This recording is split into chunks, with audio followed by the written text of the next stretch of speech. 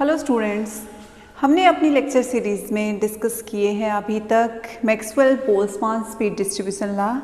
Then on the basis of speed distribution law equation, we have plotted a graph where we have represented the relation between the number of particles distribution with the change in velocity. And after that we have also discussed different type of speeds like root mean square speed, average speed या फिर most probable speed. So after all of that, now we are going to discuss about the experimental verification of Maxwell distribution law of speed. कि जो अभी तक Maxwell distribution law हमने discuss किया है उसकी जो भी हम एनालिसिस कर सकते हैं उसके बेस पे वो पॉइंट्स हमने डिस्कस किए हैं. अब एक्सपेरिमेंटल मेथड हम डिस्कस करेंगे जिनके बेस पे इस चीज़ को जस्टिफाई किया जा सकता है कि अगर आपके कंटेनर में कोई गैस फिल है उस गैस के मॉलिक्यूल की स्पीड किस टाइप से डिस्ट्रीब्यूटेड है, उसको अब हम एक्सपेरिमेंटली कैसे जस्टिफाई कर सकते हैं या फिर कैसे एनालाइज कर सकते हैं, उसको आज हम अपने इस लेक्चर में डिस्कस करेंगे. तो यहाँ पे दो एक्सपेरिमेंटल जस्टिफिकेशन आई थी for Maxwell speed distribution law के लिए. अब इन दोनों एक्सपेरिमेंटल जो पॉइंट्स हैं इनको हम वन बाय वन डिस्कस करेंगे. सबसे पहले जो एक्सपेरिमेंट दिया गया था वो स्टर्न ने दिया था एंड ये एक्सपेरिमेंट 1920 में आया था. इसका मतलब 1920 से पहले तक Maxwell Boltzmann speed distribution law के लिए कोई भी एक्सपेरिमेंटल जस्टिफिकेशन नहीं था.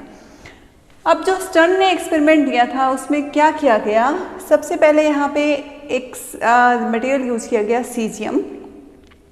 सीजियम मटेरियल क्यों यूज़ किया गया, क्योंकि इस स्पीड डिस्ट्रीब्यूशन लॉ को जस्टिफाई करने के लिए एक गैसियस सिस्टम चाहिए था जिसके मॉलिक्यूल डिफरेंट स्पीड रखते हैं. तो यहाँ पे उस चीज़ को हम कह देते हैं कि एक मॉलिक्यूलर बीम चाहिए थी.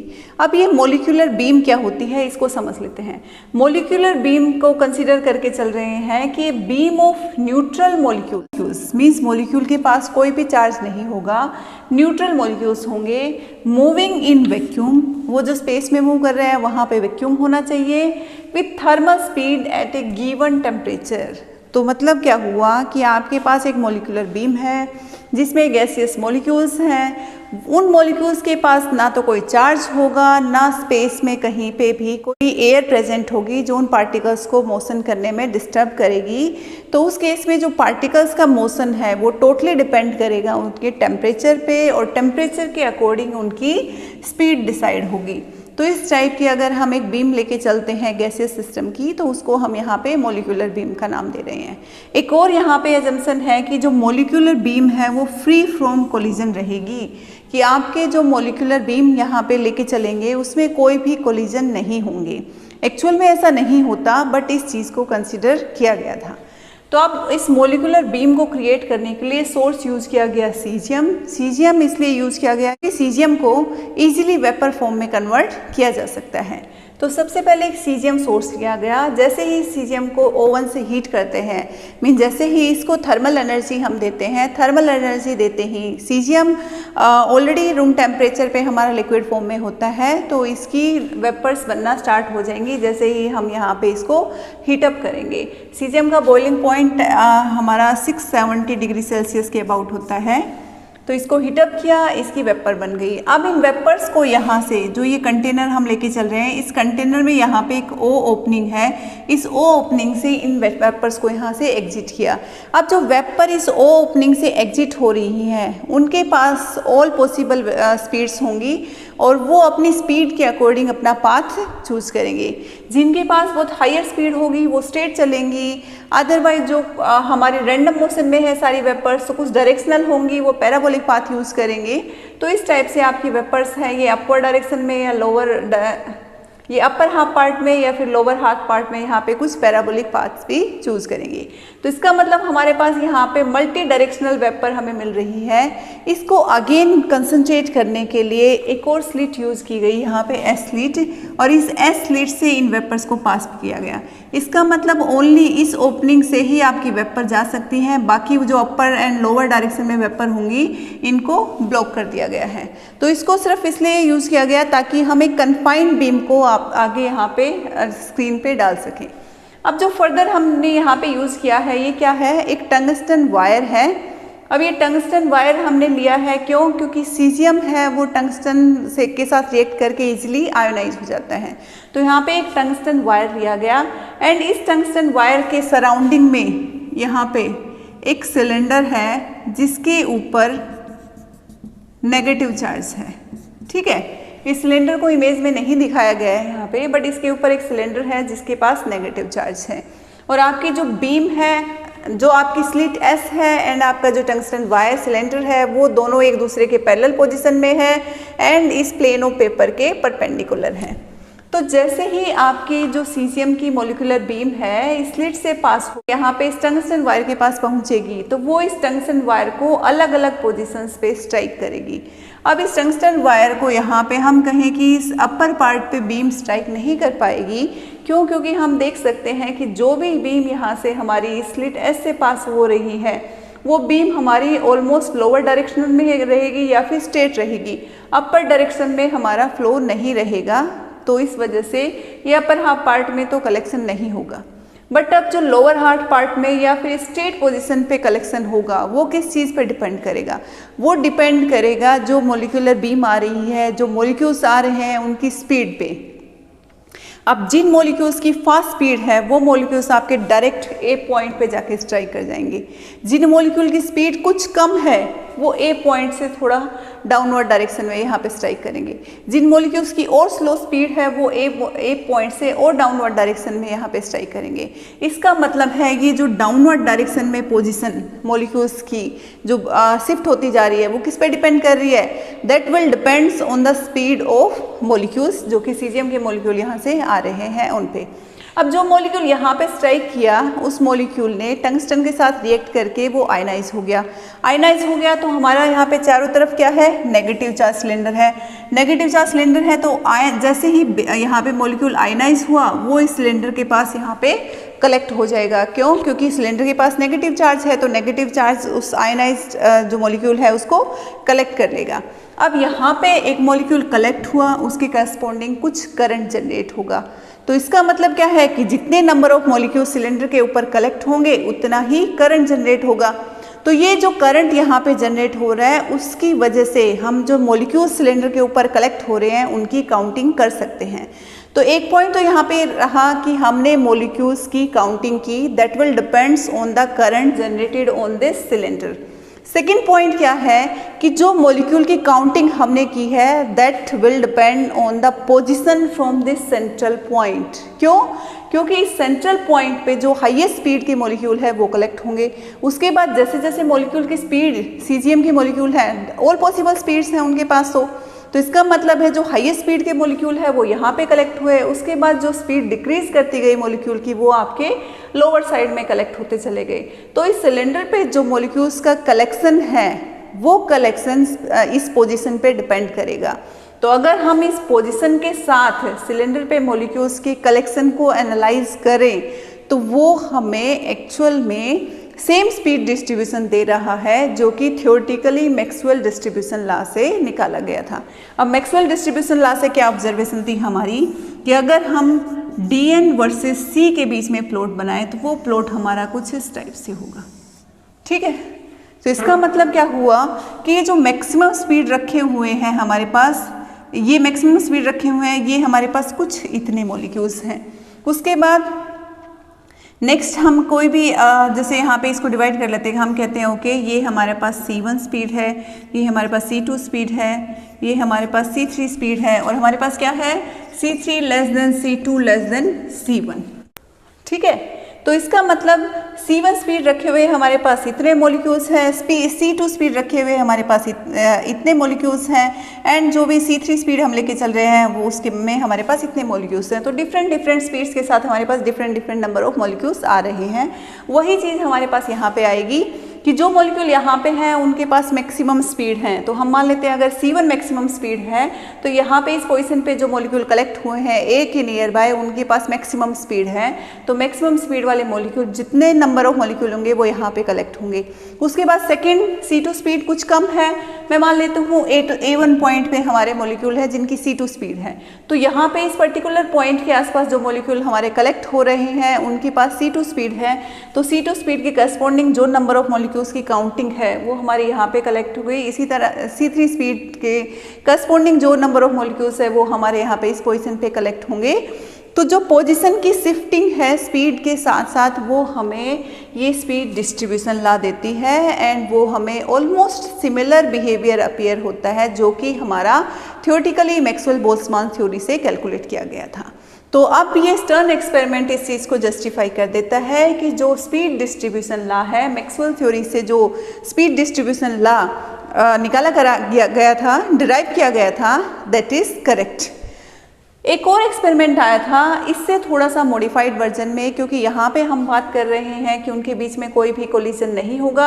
एक और पॉइंट मैं आपको बता देती हूँ कि ये सिस्टम हमने वैक्यूम में कंसीडर किया था। इसका मतलब ये होल सिस्टम है यहाँ पे आपका, ये वैक्यूम के अंदर है। मॉलिक्यूल यहाँ से जब ट्रेवल कर रहे हैं तो यहाँ पे कोई भी एयर नहीं है, यहाँ पे हम कहेंगे नो एयर, कोई एयर नहीं है, क्योंकि ये क्या है, ये एक्चुअल में वैक्यूम है एंड जो वैक्यूम है उसका pressure almost 10⁻⁻8 mm of mercury हम यहाँ पे लेके चल रहे हैं। तो इससे थोड़ा सा और एक और एक्सपेरिमेंट आया था थोड़ा मॉडिफाइड वर्जन में, जिसमें कि अगेन जो Maxwell Boltzmann speed distribution law है उसी को जस्टिफाई किया गया था। अब ये एक्सपेरिमेंट जार्ट्मैन्स एंड को ने दिया था, तो इन्हीं के नाम के according this is Zartman's and Ko experiment. अब इस एक्सपेरिमेंट को हम एक्सप्लेन करते हैं कि इसकी हेल्प से कैसे Maxwell Boltzmann speed distribution law को जस्टिफाई कर सकते हैं। तो सबसे पहले इस एक्सपेरिमेंट की जो कंस्ट्रक्शन है यहाँ पे उस कंस्ट्रक्शन को समझते हैं। यहाँ पे क्या लिया गया, बिस्मथ लिया गया। बिस्मथ मेटल है दैट अगेन ईजिली वेपराइज हो जाती है। वेपर्स काफ़ी हम कहेंगे कि एक डेंस वहाँ पे हमें वेपर्स मिलती हैं। तो यहाँ पे बिस्मथ लिया गया, इसको ओवन से हीटअप किया गया। 800 डिग्री सेल्सियस यहाँ पे ओवन का टेम्परेचर रखा गया है एंड ये एक चैम्बर है जिस चैम्बर के साथ पंप लगा हुआ है। तो अगेन हम कहेंगे कि ये सिस्टम जो है ये अगेन आपका वैक्यूम में है, ठीक है। अब यहाँ पे एक सिलेंडर है और जो सिलेंडर है इसमें इस पर्टिकुलर पोर्शन पे एक ग्लास स्लाइड लगी हुई है। इस सिलेंडर की सिर्फ एक सिंगल ओपनिंग है जिसको S3 स्लिट नाम दिया गया है एंड ये सिलेंडर है ये आपका एंटी क्लॉकवाइज डायरेक्शन में रोटेट करता है। रोटेट करने की जो स्पीड है उसको हम कहेंगे कि इसके 100 रोटेशंस एक सेकेंड में कंप्लीट हो जाते हैं और जो सिलेंडर है वो आपका ये रोटेट हो रहा है, इसको हम कहेंगे कि इस टाइप की एक परपेंडिकुलर एक्सिस है, उस एक्सिस के अबाउट ये सिलेंडर कॉन्टिन्यूसली रोटेट हो रहा है। तो इसका मतलब है ये जो ओपनिंग है आपकी ये इस पाथ को 1 सेकेंड में 100 टाइम्स फेस करती है। 100 टाइम्स ये ओपनिंग आपकी यहाँ पे इस लाइन में आती है। उसके बाद हमारे पास एक S2 स्लिट भी है एंड एक S1 स्लिट भी है। तो ये स्लिट्स यहाँ पे यूज़ की गई हैं। स्लिट्स का अगेन सेम पर्पज है कि जो बीम हम यहाँ से लेके चल रहे हैं बिस्मथ की, that molecular beam will be focused and in this straight direction. सबसे पहले बिस्मथ है उसको हीटअप किया, बिस्मथ को हीटअप किया तो बिस्मथ की वेपर्स बनी। वेपर्स की ऑल पॉसिबल डायरेक्शंस यहाँ पे होंगी जिनको सबसे पहले यहाँ पे हम कहेंगे कि सिर्फ इस स्लिट से आपकी ये जो बीम है वो पास हो रही है। तो सबसे पहले S1 स्लिट से पास किया। S1 स्लिट से पास होने के बाद अगेन आपकी बीम डाइवर्ज हो गई है, उसको फिर से कन्वर्ज करने के लिए S2 स्लिट से पास किया गया। तो इसका मतलब है कि यहाँ से जो S2 स्लिट से आपके पास हो रही है वो इस टाइप की कुछ स्ट्रेट डायरेक्शन में आपकी बीम यहाँ पे जा रही है, ठीक है।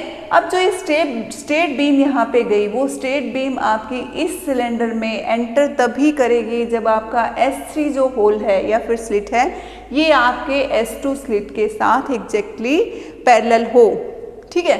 तो इसका मतलब है कि यहाँ से बीम आपकी इस स्लिट में एंटर कर गई। बीम मोलिकुलर बीम जब स्लिट में एंटर कर गई तो जो मॉलिक्यूल्स हैं ये आपका जो यहाँ पे जो ग्लास प्लेट है P सिलेंडर के सरफेस के ऊपर, ये ग्लास प्लेट सिर्फ इसी पोर्शन में है। तो इस ग्लास प्लेट पे जाके फाइनली ये मॉलिक्यूल्स यहाँ पे डिपॉजिट होंगे क्योंकि ये यहाँ पे आपका कंपैरेटिवली लोअर टेम्परेचर है।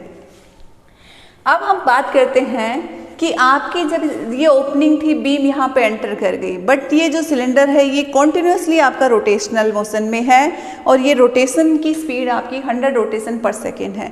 इसका मतलब एक बार आपकी बीम एंटर कर गई, एंटर करने के बाद आपका जो सिलेंडर है वो रोटेट कर गया। रोटेट कर गया मतलब जो आपकी ओपनिंग है वो कुछ टाइम के बाद मैं कहूँगी कि ओपनिंग आपकी कहाँ पे आ गई, इस टाइप से आपका ये हो गया। ओपनिंग आपकी यहाँ पे आ गई एंड जो आपकी ये जो ग्लास स्लिट थी ये ग्लास स्लाइड आपकी कुछ इस टाइप से यहाँ पे मूव कर गई और हम कहेंगे ये आपका स्ट्रेट डायरेक्शन थी। ठीक है, तो किसी भी इनिशियल अगर हम कहें कि t इक्वल्स टू 0 टाइम पे ये पोजीशन थी तो t equals to t1 time पे मेरे सिलेंडर की ये पोजीशन हो गई है। अब ये पोजीशन मैंने यहाँ पे क्यों डिस्क्राइब की, ये पोजीशन बताएंगी कि आपका मॉलिक्यूल है वो ग्लास स्लाइड पे कहाँ पे डिपॉजिट हो रहा है, और जिस पोजीशन पे डिपॉजिट हो रहा है that will depend on the speed of molecule. कैसे?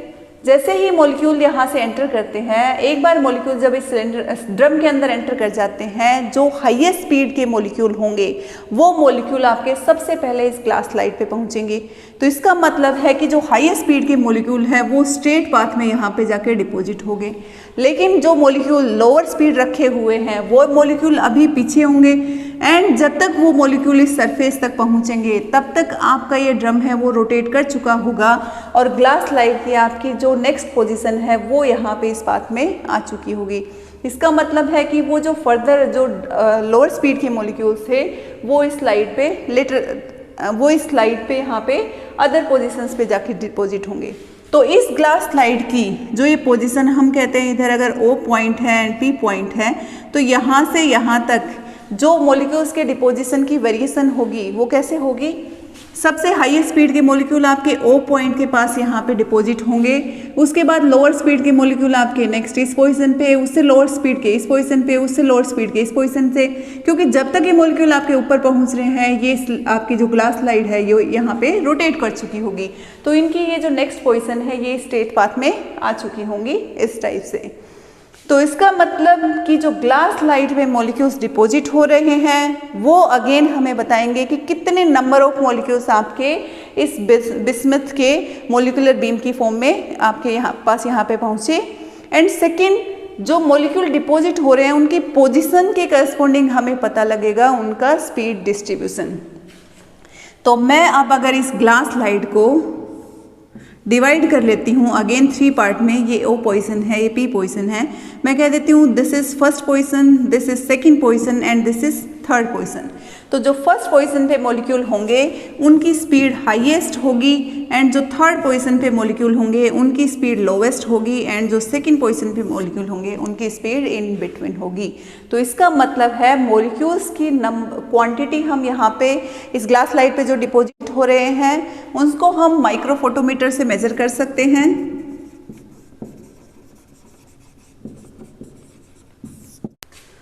सो माइक्रोफोटोमीटर से हमें नंबर ऑफ मॉलिक्यूल्स यहाँ पे पता लग जाएगा कितना किस पोजीशन पे डिपॉजिट हुआ है एंड जो इनकी लोकेशन है उसके अकॉर्डिंग वेलोसिटी का चेंज हमें पता लग जाएगा।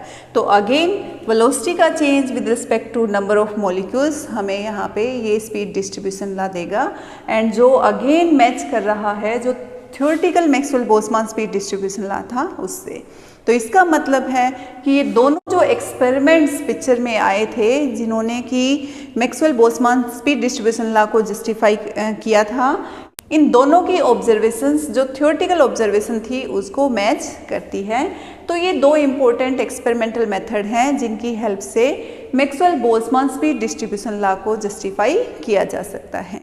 मैं आपको बताना चाहूँगी कि किसी भी एक्सपेरिमेंटल मेथड को अगर आपको एक्सप्लेन करना है तो उसके लिए आपको सबसे फर्स्ट पॉइंट रखना चाहिए कि प्रिंसिपल क्या है, किस प्रिंसिपल पे वो एक्सपेरिमेंटल मेथड आपको एक्सप्लेन कर रहा है। नेक्स्ट उस एक्सपेरिमेंट की कंस्ट्रक्शन, उसके बाद उस एक्सपेरिमेंट की जो वर्किंग है कि कहाँ से कैसे स्टार्ट हुआ, कहाँ पे कैसे एंड हुआ, वो वर्किंग एक्सप्लेन करनी चाहिए। एंड उसके बाद आप उस एक्सपेरिमेंट की जो भी एडवांटेजेस आई या फिर जो भी उससे इम्पोर्टेंट आउटकम्स आई उनको एक्सप्लेन कर सकते हैं। So this is all about experimental verification of Maxwell Boltzmann speed distribution law. I hope आपको ये क्लियर हुआ होगा। अगर कोई भी डाउट है तो उसको आप पूछ सकते हैं।